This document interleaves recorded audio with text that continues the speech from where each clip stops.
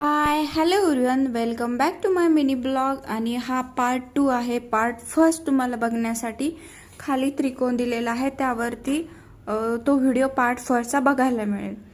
तर आता मी अमळनेरमध्ये पोहोचलेलीच आहे आणि हे बाहेरच्या एंट्रीला खूप सारे खाण्याचे पापड्स वगैरे, उन्हाळ्याचे पदार्थ, भरपूर काही गोष्टी आहेत.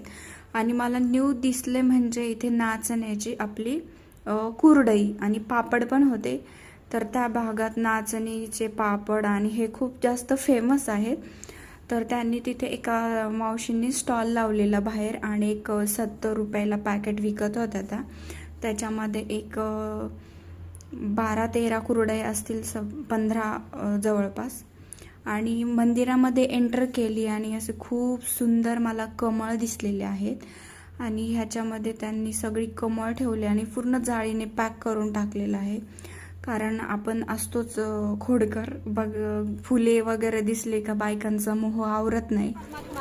परमात्मा कुठे आहेत? आपल्या आत्म्यातच आहे आणि तो रामनावाने ऐकून घ्या एक मिनिट. राम नाव तर आपण घेतोच. आपण केव्हा घेतो? आपल्या जीवासाठी ऐकून घ्या. राम निघतो आणि माझे 4 लोक म्हणतात रामनाम सत्य आहे. रामनाम सत्य आहे, जीवाला तारणार आहे. जीवाच्या मागचे महादुःख पापकर्म काढून संसारात सुख वाढून देणार आहे. पण हे रामनाव आम्हाला जिवंतपणे घ्यावं लागेल. जिवंतपणे घ्यावं लागेल तर वेळेचं बंधन नाही, हातात का मुखात राहा. याला बंधन आहे. तंबाखू, बिडी, सिगारेट, मांस, मच्छी, अंडे, दारू, गुटखा या व्यसनाचा त्याग करायचा. रामनाव घ्या. रामनाव घेता कसं?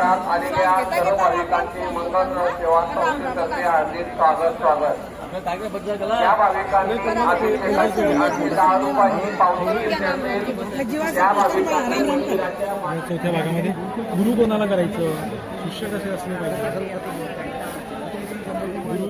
आणि हे आतमध्ये जे मेन मंदिर आहे, तर ही अशी काही मूर्ती आहे आतमध्ये मंदिरात. आणि बाहेरचा निसर्ग तर विचारूच नका. इथे फाउंटन वगैरे त्यांनी खूप सुंदर रचना केलेली आहे सगळ्या गोष्टींची. आणि बाहेर इथे बुक स्टॉल लावलेले होते, म्हणजे ते सांगत होते महत्त्व आणि त्याच्यामध्ये काय आहे त्या बुक्समध्ये. आणि खूप स्वस्त होते, म्हणजे इथे जे पण बुक्स होते ना ते सगळं स्वस्त दरामध्ये होते आणि खूप युजफुल होते. मी पण खरेदी केलेली आहे 2-3 पुस्तके.